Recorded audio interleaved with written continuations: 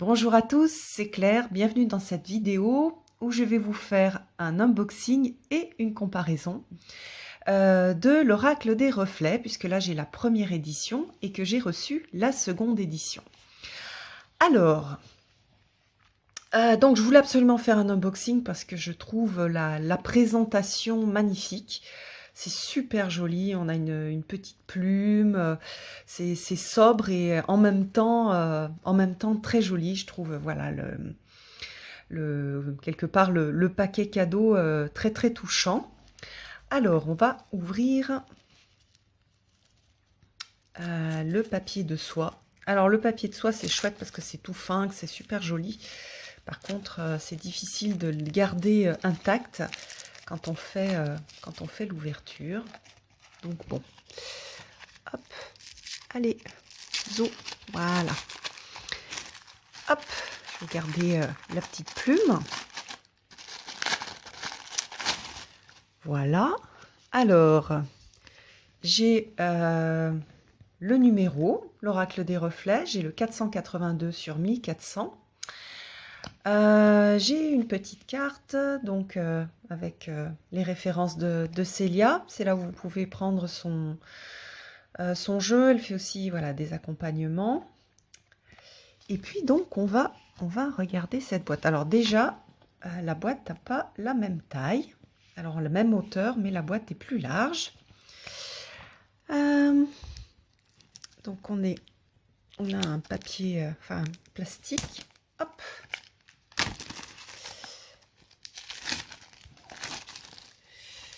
Et voilà la boîte. Donc, c'est super joli. C'est magnifique.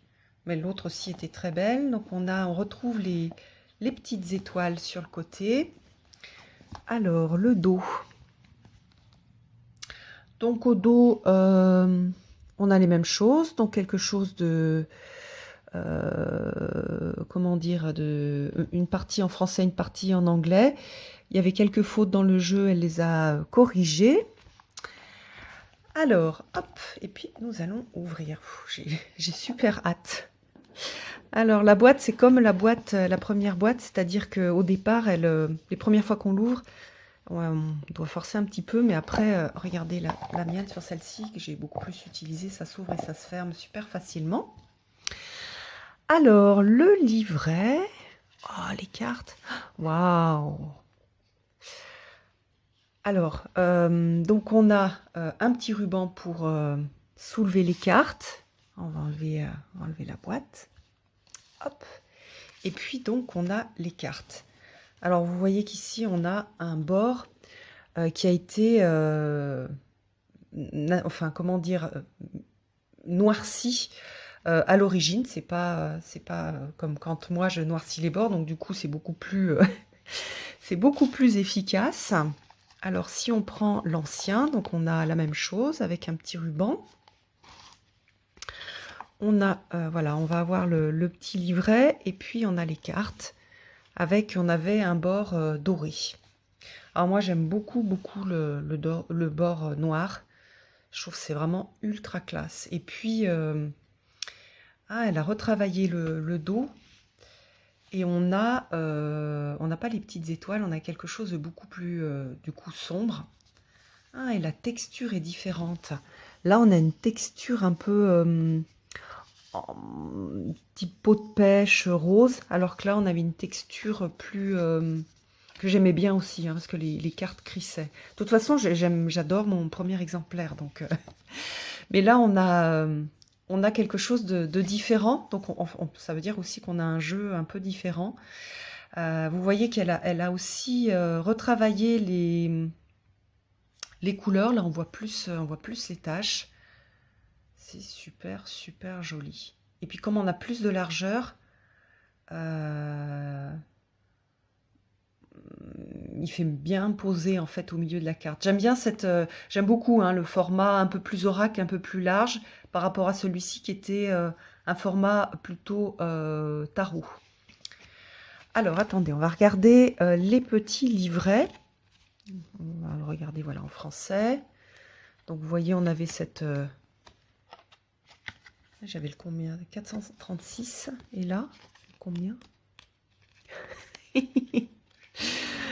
Euh, Ah bah c'est ici. 438, 432. Décidément, j'ai les mêmes, je suis dans les mêmes numéros. Alors, bah, le petit guide est il est plus sympa à lire parce qu'il est plus large que celui-ci, qui était un peu serré. Là, on a quelque chose de plus large. Alors, elle a remis les mots-clés. Est-ce qu'on avait quelque chose au départ? Donc, son petit texte, oui, j'ai l'impression que c'est le même, qu'on a les mêmes propositions aussi de tirage. Le papier aussi est différent. Là, on a un papier plus souple. Voilà, donc bilingue, un côté français et puis un côté en anglais. Hop. Alors, maintenant, nous allons regarder les cartes et j'ai super hâte. Alors, je les ai remis, hop, dans l'ordre. Ah oui, ah non, mais ça... Ah, ils prennent vraiment... je trouve que les illustrations prennent vraiment toute leur place et ont un impact visuel très différent. Et il y a un impact fort, en fait, avec dans cette deuxième édition. Ah, oui, elle a repris les couleurs et on a quelque chose de beaucoup plus marron. C'est vraiment très beau. C'est super beau. Non, peut-être plus dans les jaunes, c'est magnifique. Donc l'étincelle de vie. Voilà, vous voyez que l'illustration aussi est plus large. Donc on est plus, on s'immerge plus facilement dans l'image. Qu'est-ce que c'est beau. J'adore celle-ci. J'adore cette représentation de la femme. J'adore la représentation de l'homme aussi. Je trouve vraiment très beau.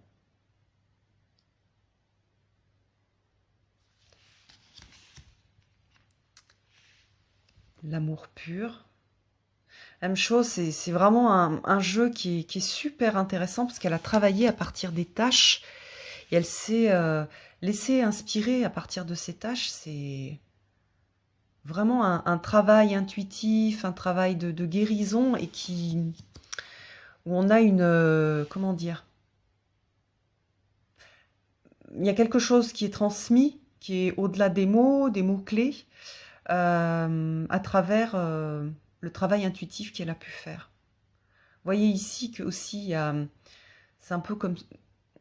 Je trouve que l'image, elle a un impact, supérieur. Puis j'aime beaucoup. D'ailleurs, je préfère les bords noirs et j'adore la texture toute douce. C'est vraiment chouette. Ah, et j'aimais bien la texture de celui-là aussi. Donc, en fait, c'est ces deux ressentis différents. Quelque part, celui-là, c'est rigolo parce qu'il est plus... il va peut-être plus toucher des choses dans les profondeurs. Il fait presque plus chamanique, peut-être plus sombre avec ces bords noirs. Et en même temps, avec la douceur du papier, il y a une sorte de tendresse qui est véhiculée par le jeu que je trouve très chouette. J'aime beaucoup que les tâches ressortent plus. On a plus... ici, c'est vrai que souvent, moi, ce que je vois... Alors, c'est la projection que je fais dans la carte, hein, donc c'est très personnel. Là, moi, je vois comme un enfant avec des petites oreilles de lapin, donc entre un enfant et un nounours, ou un enfant dans un déguisement de nounours et de petit lapin. Et cette carte, pour moi, elle est vraiment liée à l'enfant intérieur qui a peur. Et je trouve que le fait d'avoir... alors, c'est peut-être augmenter le contraste, augmenter la profondeur, rajouter ce jaune, on voit mieux les petites oreilles. Et du coup, je vais mieux travailler avec cette carte-là qu'avec celle-ci. Disons qu'en tout cas, c'est quelque chose qui me saute à la figure tout de suite. Le choix. C'est super aussi. Vraiment, c'est c'est bizarre parce qu'en fait, c'est vrai que quand on voit l'illustration, on se dit, bah voilà, c'est un petit peu plus haut, c'est un petit peu plus large. On se dit, bah elle n'est pas bien plus grande que celle d'origine. Mais ça fait une très grosse différence dans le ressenti et dans le fait de plonger dans la carte. Je pense que c'est l'addition des deux, c'est-à-dire le fait que l'image soit plus grande et que la couleur ait été retravaillée. Oh, j'adore. C'est pareil, là, elle gagne vraiment en force, cette carte. Elle est superbe. Donc on sent, si vous connaissez pas ce jeu, on sent bien ce lien chamanique. Hein. C'est un jeu qui, et de par la façon dont il a été réalisé, bon, celle-ci, je l'aime beaucoup, c'est une de mes cartes préférées. Donc, qu'est-ce que je disais? Oui, et de par la façon dont il a été réalisé, c'est-à-dire en utilisant un produit naturel, hein, le brou de noix pour faire les taches, même dans ce côté de travail à l'encre, il a vraiment ce lien à la terre et au chamanisme. Donc, on sent bien ces influences qui... si vous connaissez Célia, qui guide aussi son travail personnel et le travail aussi qu'elle peut faire à travers ses jeux ou à travers son travail avec d'autres, son accompagnement. C'est vraiment, vraiment beau. C'est vrai que dans les thèmes qu'aborde Célia, on retrouve souvent donc le chamanisme, l'enfance, puisqu'elle a commencé aussi par faire des illustrations pour des livres d'enfants, et le féminin. Et moi, je trouve que par exemple, son Lily Black, il a ce côté chamanique, ce côté ancré, ce côté de matière, et celui-là encore plus avec ses couleurs. L'orée de la forêt. La sérénité. Quand je vois cette carte, chaque fois, ça me fait penser au tableau de Modigliani que j'aime beaucoup. Ah, le message. Donc, c'est un jeu qui peut être utilisé de plein de façons différentes. Moi, je l'utilise en tirage, on va dire classique, donc une carte, 2 cartes, 3 cartes, pour de la guidance, mais aussi on peut l'utiliser un peu comme le normand, puisqu'il travaille avec des symboles, donc on peut très bien faire des phrases avec les mots-clés et avec les symboles. Donc il est assez polyvalent. On a des cartes qui sont lumineuses et puis des cartes qui sont plus sombres. Donc ça permet de... J'adore aussi celle-ci, ça c'est la deuxième... C'est une des cartes aussi que je préfère. J'adore cette carte. Oui, donc on a des cartes lumineuses et on a des cartes sombres, donc qui va aussi pour faire des interprétations un petit peu comme on peut le faire avec un Lenormand. Donc les gens qui travaillent avec le Lenormand vont aussi se trouver en terrain familier. Alors on ne retrouve pas les 36 cartes du Lenormand, mais on peut très bien utiliser les symboles pour faire des lectures du même type. Magnifique aussi. C'est magnifique. Voilà, par exemple là c'est une carte sombre, on est sur la manipulation. Donc on retrouve une carte qu'on a dans le Keeper, et puis surtout beaucoup dans le... Si, on l'a dans le Keeper et on l'a dans le... On a ce thème-là dans le Lenormand, mais c'est aussi une carte d'ombre, c'est une carte de comment est-ce que je manipule les autres, comment est-ce que je me manipule moi-même. On est très très fort pour se raconter des histoires. Comment je me fais manipuler, que ce soit par des gens. Et souvent, cette manipulation que je permets, c'est une manipulation qui est... oui, que je permets parce qu'il y a quelque chose de manipulable en moi et il y a quelque chose que j'ai en moi et qui fait que je suis manipulable. Et elle est, du coup, cette carte en développement personnel, elle est ultra, ultra intéressante. Elle est vraiment... en plus, on a ce côté un peu de momie. Voilà, parce qu'on est dans des pulsions de destruction et de mort, mais on peut aussi, on a ces petites bandelettes que l'on peut enlever. Donc il y a vraiment plein de choses hyper intéressantes dans cette carte que j'aime énormément.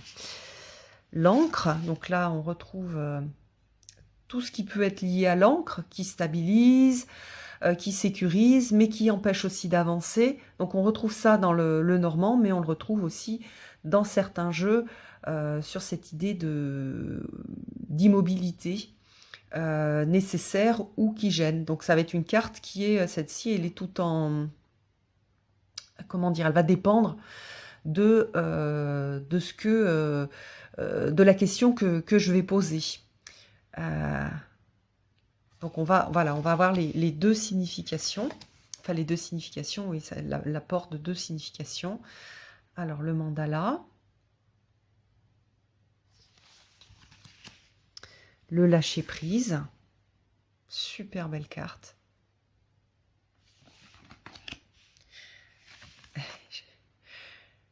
J'aime bien celle-ci. Parce qu'elle... elle a utilisé une imagerie, on va dire, populaire avec ce vampire. Donc il y a quelque chose de très réel, voilà, comment est-ce que notre ombre va nous manipuler, va nous prendre de l'énergie, mais aussi il y a quelque chose d'un petit peu qui fait sourire avec ce vampire. Donc, il y a une sorte de dédramatisation qui va permettre justement de faire face à cette ombre. Donc, j'aime bien aussi cette représentation. L'argent, donc, même chose, tout en... ça, c'est une carte double hein, qui peut être et positive et négative. En soi, l'argent, c'est pas une énergie qui est dans la dualité. C'est ce qu'on va faire de l'argent et comment est-ce qu'on va considérer l'argent qui va faire qu'on va être dans la dualité, qu'on va être dans quelque chose de bien ou quelque chose d'obscur. Donc voilà, l'argent en soi, il porte en lui aucune énergie, c'est juste un moyen d'échange. La santé, très sympa aussi. Donc si vous travaillez avec ce jeu-là, si vous tirez par exemple cette carte-là, en disant, par exemple sur une énergie de la journée, ou vous n'êtes pas très bien en ce moment, et vous tirez cette carte-là, vous pouvez rajouter sur cette carte d'autres cartes d'un jeu sur les plantes, par exemple. D'un jeu, alors si vous sentez que cette histoire de santé, c'est lié par exemple un problème psychologique, un jeu de quelques cartes pour préciser au niveau psychologique. Vous pouvez utiliser un tarot. Donc c'est une carte, moi, bon, comme j'ai pas mal de jeux, j'ai aussi des jeux qui travaillent avec les plantes. Et quand je tire cette carte-là, je rajoute, je prends un des jeux sur les plantes ou sur les arbres. On peut travailler avec le WAM aussi. Donc je vais rajouter plusieurs cartes. Je vais voir les messages, je vais voir si c'est des plantes que je peux consommer en tisane, en soupe. Voilà, si j'ai le basilic, je vais utiliser des huiles essentielles. On peut utiliser aussi, on peut tester, alors ça, bon, il faut connaître un petit peu, mais on peut tester aussi l'homéopathie, si c'est une plante toxique, puisque l'homéopathie est beaucoup basée sur les plantes toxiques. Donc par exemple, si je tire la belladone, je vais aller tester pour voir si la belladone, ça peut être un remède qui peut m'accompagner. Donc en fait, avec ce jeu-là, enfin avec cette carte-là, on peut faire pas mal de choses. En tout cas, c'est une entrée et un indice, comme quoi il va falloir se soigner et prendre soin de sa santé. Parfois, c'est juste lié à la nourriture. Quand c'est l'automne, c'est aller ramasser, si on a l'habitude de le faire aussi, hein, ne ramassez pas n'importe quoi, ramasser des champignons, retrouver ce contact avec la nature et se nourrir de ce que la nature peut nous proposer. Donc par exemple, en ce moment, on peut aller ramasser des mûres et des champignons. Alors, le secret, même chose, une carte double avec quelque chose de... Il y a des choses qui doivent rester secrètes. Souvent, enfin, Alors, le secret, c'est double. C'est-à-dire que le secret, c'est quelque chose qui va empoisonner, par exemple, une lignée, parce que malgré que les choses soient restées sous forme de secret, on va retrouver dans la façon d'agir des gens, puis même au niveau énergétique, ce secret qui va être transmis de génération en génération. Mais aussi, euh, moi, j'ai pas mal évolué sur cette notion de secret, et je pense que on a tous un jardin secret à cultiver, qui nous permet justement d'aller explorer nos ombres, d'aller explorer des choses qui pourraient, si on les met à au grand jour, nous effrayer, et du coup, ça nous empêcherait d'aller visiter cette partie sombre. Donc voilà, on a aussi à cultiver ce jardin secret, cette connaissance de nous-mêmes, dans nos parties sombres notamment, qui n'ont pas à être exposées aux autres. Quand on fait un travail de l'ombre, par exemple, on travaille dans le secret, on travaille dans l'ombre, que ce soit au niveau voilà, travail concret d'aller visiter son ombre, et puis aussi on n'a pas forcément besoin de partager ça, parce que c'est un travail intime, et c'est un travail qui doit rester intime si on veut continuer à avoir le courage de le faire, parce que ça demande déjà énormément de courage. Là, on se met en mode guerrier, on se met en mode voilà, force d'âme, courage, pour aller visiter ces parties d'ombre. Donc voilà, on peut rester dans le secret. Et puis aussi, on n'a pas à partager tout avec tout le monde. Il y a des gens avec lesquels on peut partager certains secrets, certaines choses intimes, mais on n'est pas obligé de le faire avec toutes les personnes. Donc ça, moi, par exemple, c'est un travail que j'essaye de faire, et donc j'ai beaucoup élargi cette compréhension du secret. J'aime bien qu'elle soit dans ce jeu. Alors, bon, ces cartes, je les adore. Je les trouve, mais juste magnifiques. En plus, elle m'avait, quand j'avais acheté la première édition de l'Oracle des Reflets, elle m'avait mis les cartes, ces cartes-là, et je les adore. D'ailleurs, ça me fait penser que je vais les ressortir pour les mettre sur mon autel. Je vais ressortir celle de l'été et celle de l'automne, dont on sent déjà l'arrivée, mais on n'est pas encore en automne. Alors voilà, magnifique carte. C'est tellement beau, elle me touche tellement, ces cartes. Je sais pas comment le dire, mais il y a vraiment, elles ont quelque chose de merveilleux. Hop, l'hiver avec le sapin. Et puis c'est un jeu qui est, on sent que c'est un jeu qui a été fait par une Européenne. Donc on a des choses qui nous sont proches, enfin qui sont proches des Européens. Et du coup, j'aime bien. La tortue avec le ralentissement. Quand j'étais petite, il y avait encore des tortues qui se baladaient. Et j'en avais une dans mon jardin, qui est restée pendant longtemps chez moi, chez mes parents. Puis après, elle est repartie. Et donc, c'est vrai que souvent, on pense que les tortues, elles viennent de pays, d'autres pays, d'Amérique, notamment d'Amérique ou d'Asie. Et en fait, non, on avait des tortues terrestres chez nous. Il n'y en a plus, mais on en avait. Bon, bah, le renard, même chose, hein, il y a plein de choses dans le renard. Donc on voit dans le Lenormand, hein, qu'on le retrouve, donc le côté rusé qui va un peu flouer. Donc on l'a souvent dans la culture populaire, dans les contes. Mais dans le renard, on a cette capacité à flouer, cette intelligence. Donc on peut aussi utiliser l'intelligence du renard. D'ailleurs, dans le Lenormand, il correspond aussi aux travailleurs indépendants. Donc on a pas mal de choses dans le renard, avec un côté lumineux et un côté obscur. Comment est-ce que j'utilise mon intelligence? Comment est-ce que j'utilise aussi mon côté filou, dont parfois on a besoin pour se sortir de situations. C'est vraiment joli. Il est touchant, ce renard. Puis c'est un animal...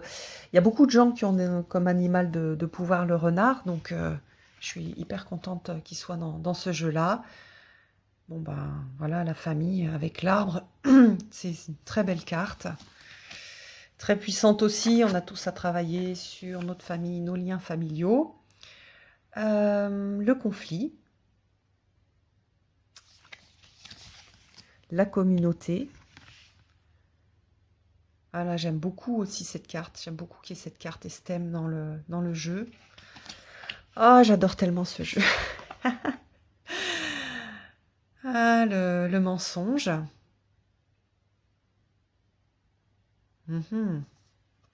Donc cette carte, c'est pareil, c'est une réflexion. Pourquoi est-ce que moi, je suis sensible au mensonge? Alors on peut le voir au niveau personnel, on peut le voir aussi, et quelque chose de super intéressant à faire au niveau de la politique. C'est vrai que quand on se, comment dire, quand on se plonge sur un sujet, qu'on regarde des communications de certains hommes politiques, et on se dit, waouh, il a fait des choses bien, c'est bien, etc. Et on voit tout le, comment dire, la manipulation et la façon dont les choses ont été manipulées pour montrer que, bah, en fait, finalement, ils sont pour rien dans les résultats. Ou alors quand on voit les campagnes politiques et puis ce qui est fait ensuite, ce qui est intéressant de voir, c'est pourquoi est-ce que moi ou les autres, on est si sensible à ces mensonges et pourquoi est-ce qu'on croit ce qui est dit? C'est parce que ça a une prise sur nous. Et donc, c'est cette prise-là qu'il va falloir aller travailler. Mais c'est la même chose dans les relations interpersonnelles. Je crois quelqu'un, et très souvent d'ailleurs, quand quelqu'un nous ment, quand quelqu'un nous raconte une histoire, alors parfois c'est pour nous protéger, parfois c'est pour que la personne se protège elle. Et souvent ce mensonge, on y croit, mais il y a quelque chose, il y a une petite cloche à l'intérieur de nous qui dit attention. Il y a quelque chose de bizarre. Mais quand même, on a envie d'y croire, soit parce que c'est plus confortable, parce qu'on n'a pas envie de tout voir dans la personne, sachant que quand une personne ment pour se protéger, c'est aussi une fragilité qu'elle essaye de cacher. Donc on n'est pas... Il faut faire attention, cette carte-là, elle est intéressante aussi pour travailler la compréhension aimante de qu'est-ce qui peut se passer, surtout si c'est quelqu'un qui nous est cher ou qui est important pour nous et qui nous a raconté une histoire, de voir qu'est-ce qui s'est passé pour lui. Pourquoi est-ce que moi déjà j'ai été sensible? Pourquoi est-ce que j'ai cru à ce que la personne m'a raconté? Et qu'est-ce qui s'est passé pour elle de façon aussi à... Ah bah, c'est une façon aussi de comprendre la personne en face et de voir ses fragilités à elle et puis et bien sûr ses zones d'ombre. Donc c'est une carte aussi vachement intéressante. Hop. Alors ici, on a l'infertilité.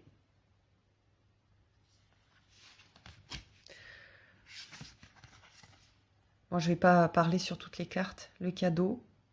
Donc après, voilà, plein de... Il y a tellement de choses. C'est tellement... elle a mis des mots-clés qui sont intéressants, hein, mais on peut aller tellement plus loin. Ces cartes, elles sont vraiment faites pour se projeter dans le symbole. Et qu'est-ce que ça signifie? Donc voilà, là, le conditionnement avec le travail sur les bonsaïs qu'on conditionne. Vous voyez qu'on a les chaînes sur les côtés.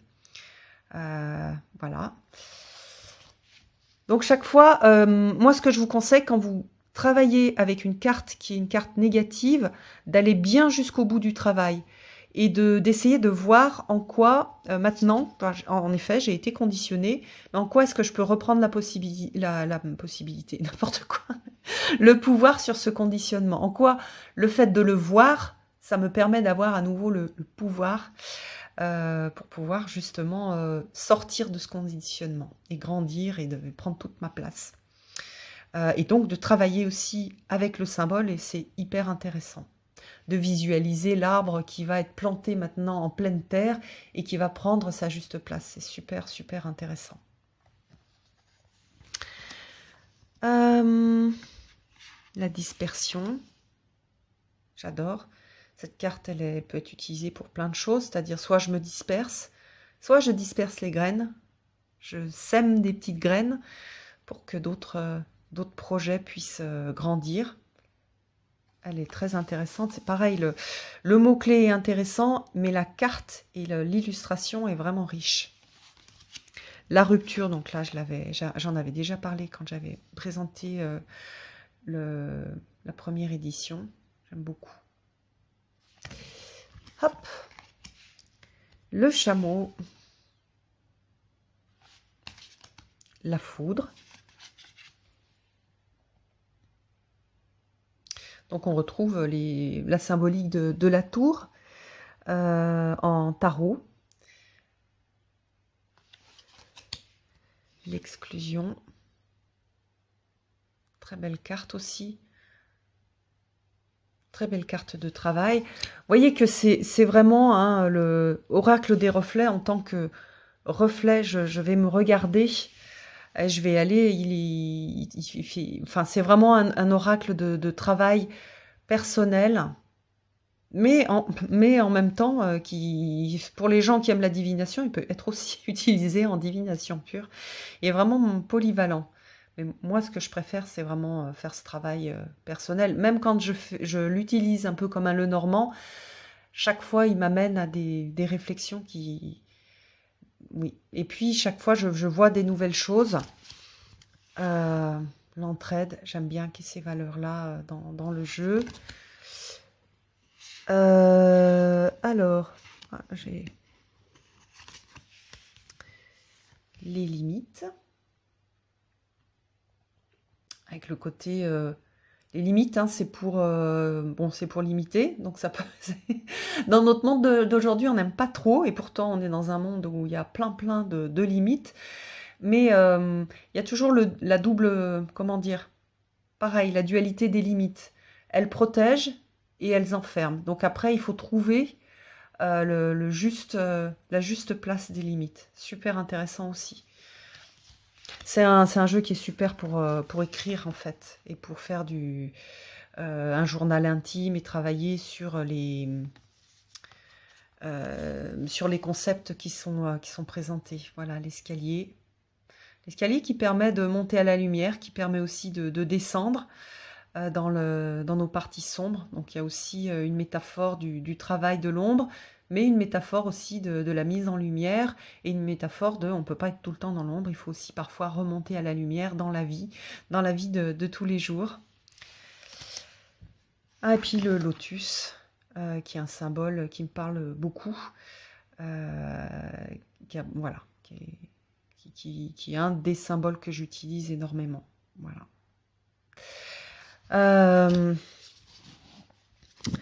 Alors, ce que je vous propose, c'est de faire un tirage.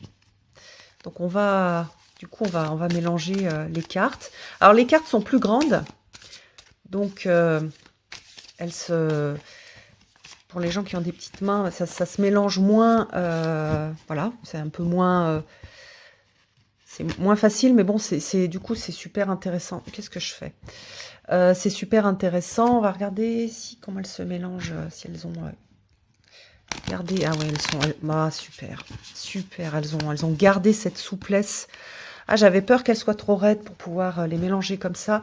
Parce que pour bien mélanger les cartes, au niveau statistique, il faut pouvoir faire ça et le faire 7 fois. Plus j'aime bien parce que c'est un nombre magique, le 7. Alors, je ne sais plus à combien j'en suis, mais on va faire au moins 7 fois. Donc là, on doit être à la 4e. Hop. Alors, il faut que les cartes prennent un peu d'âge pour pouvoir se glisser plus facilement. Parce que c'est super agréable, cette texture de carte. Mais ça accroche un peu plus que la texture précédente. Bon, je vais essayer de ne pas abîmer les cartes.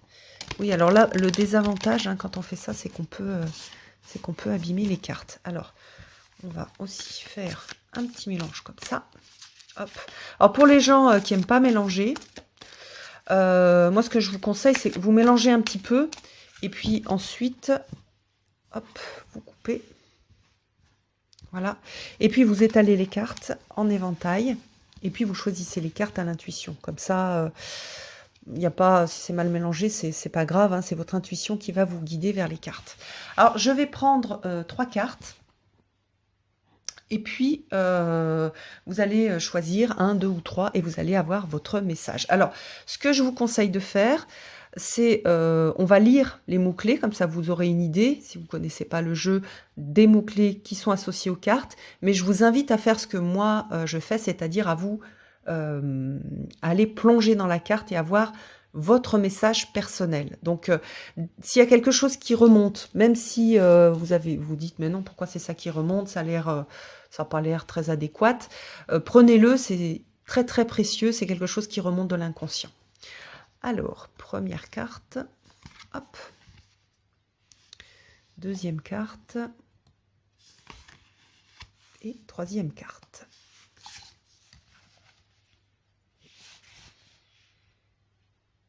Alors, je vous laisse quelques secondes pour choisir 1, 2 ou 3. Alors, moi, c'est la 1 qui m'appelle. Donc, je vais prendre la carte 1. Alors, première carte, l'infertilité. Deuxième carte, la santé. Troisième carte, la montagne. Alors, donc, c'est hyper intéressant parce qu'on a plutôt des cartes de challenge. Alors, on va regarder la carte de l'infertilité. On va voir les mots-clés qu'elle a associés à cette infertilité.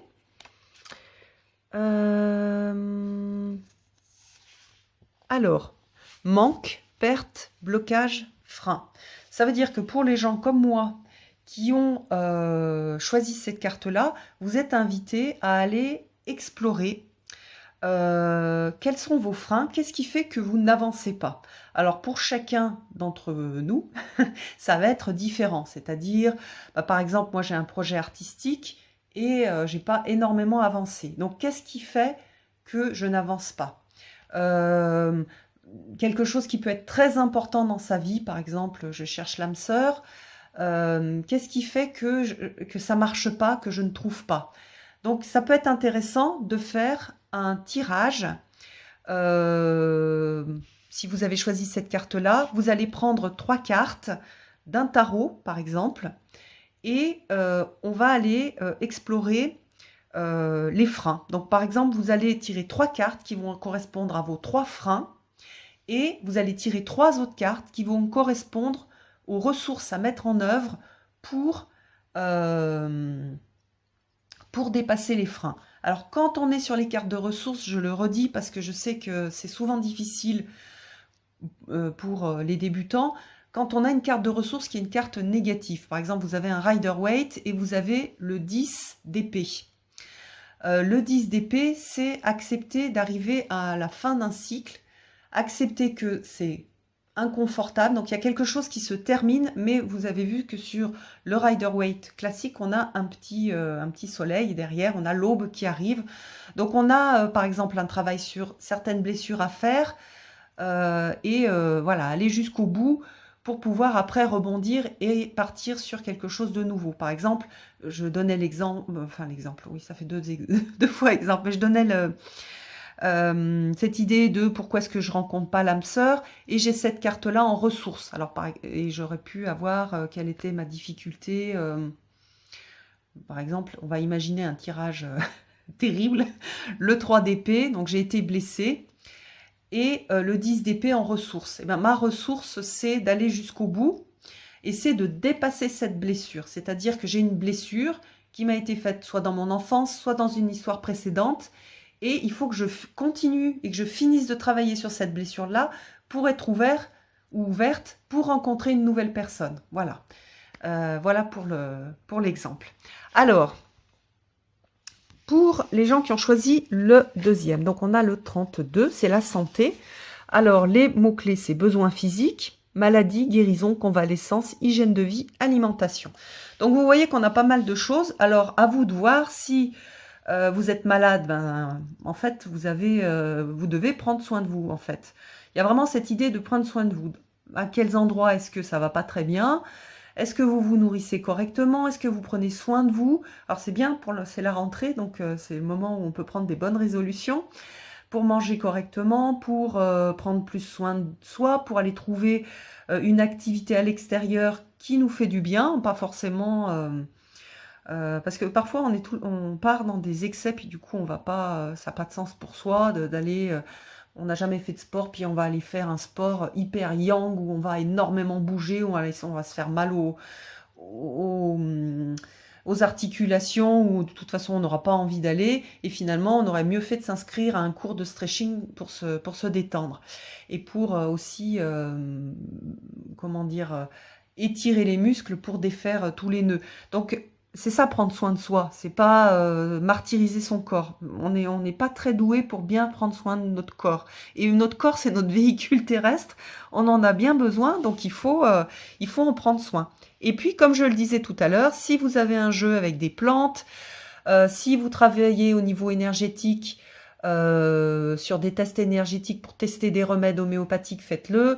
Voilà, prenez, c'est le moment de prendre soin de soi, c'est le moment aussi hein, à l'automne, on va arriver à l'automne c'est un peu comme au printemps où on va prendre soin de ses organes et on va se purifier. Donc il y a différentes techniques avec du jus de raisin, etc. Donc à vous de voir ce qui va vous parler. Et puis je vous laisse aussi voilà, vous projeter. Moi quand je vois ça, je vois aussi prendre soin de moi. De ma santé, c'est aussi aller dehors et aller ramasser des champignons, aller ramasser des murs. Chacun va voir ce qui lui convient. Et puis pour ceux qui ont choisi le 5, alors on va regarder les mots-clés. Moi j'aime bien qu'il y ait des mots-clés, mais qu'il n'y ait pas trop de choses, parce qu'il y a tellement de messages dans le concept et puis l'illustration que s'il y avait trop de choses à lire, on noierait notre intuition. Donc là, j'aime beaucoup. Donc on a la montagne, donc obstacle, volonté de progresser, sentiment de solitude, encouragement, lutte. Donc vous voyez qu'il y a beaucoup de choses. Donc pour vous qui avez tiré la montagne, ce qui est important, c'est de voir ce qui vous parle le plus.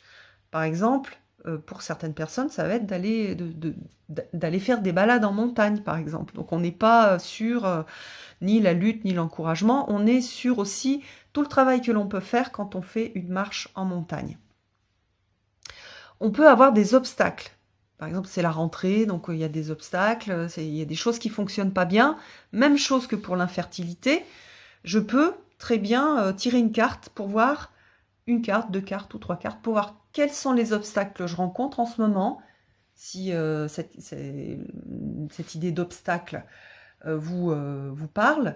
Donc, quels sont les... C'est pas quels sont les obstacles, parce que les obstacles, vous les connaissez, vous les voyez, ils sont plutôt au niveau du conscient. Mais par exemple, vous pouvez tirer 3 cartes qui vont un peu expliquer pourquoi est-ce qu'il y a ces obstacles. De quoi est-ce qu'ils parlent, ces obstacles? De quoi est-ce qu'ils parlent dans votre vie? Vous avez peut-être des choses à régler. Et tant que vous ne les avez pas réglées, bah, vous ne pourrez pas dépasser et surmonter l'obstacle. Donc surmonter cet obstacle, c'est comme sur cette marche en montagne, c'est-à-dire on part pas en montagne avec des tongs et en maillot de bain.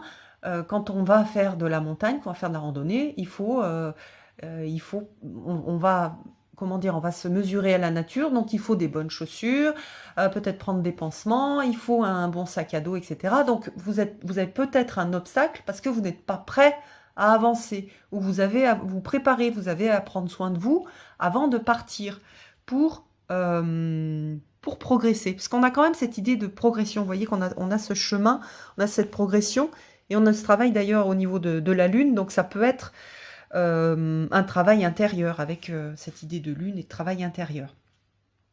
Pour ceux qui ont un sentiment de solitude, si ça a résonné fort en vous, pareil, vous pouvez vous faire un tirage avec qu'est-ce qui est, d'où vient ce sentiment de solitude. Souvent, on n'est pas forcément seul, on n'est pas seul perdu dans la montagne, c'est assez rare, souvent on est entouré par des gens, mais on se sent seul. Qu'est-ce qui fait que je me sens seul? Donc pareil, je vais tirer 3 cartes, toc toc toc, qu'est-ce qui fait que je me sens seule et comment est-ce que je peux dépasser ça? Est-ce que je me suis éloignée des gens? Est-ce que j'ai fermé mon cœur? Est-ce que j'ai des choses à surmonter et en fait je me sens pas accompagnée?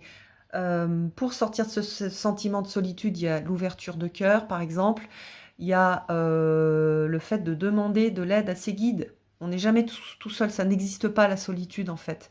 C'est quelque chose qui est vraiment lié à la matière et à l'ego et à ce sentiment de séparation. Mais en fait, la matière est séparée, donc ça existe dans la matière, mais au niveau plus élevé, on n'est jamais seul. On fait partie d'une famille qui travaille, une famille d'âmes qui travaille sur certaines choses. On est accompagné par des guides spirituels, par des esprits animaux, par des esprits de plantes, etc. Donc il faut, par contre, il faut aller demander, parce qu'on n'est jamais, on l'a pas, n'y a pas accès. En tout cas, la personnalité n'y a pas accès si elle ne le demande pas.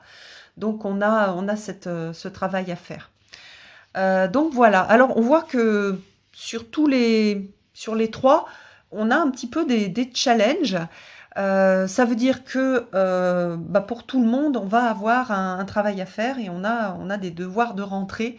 On sent bien qu'on a cette invitation de dépassement et de chemin de vie en fait à continuer, surtout avec ces énergies assez fortes. Donc on est sur on va pas avancer vers la lumière, ce sont les obstacles qui vont nous faire progresser.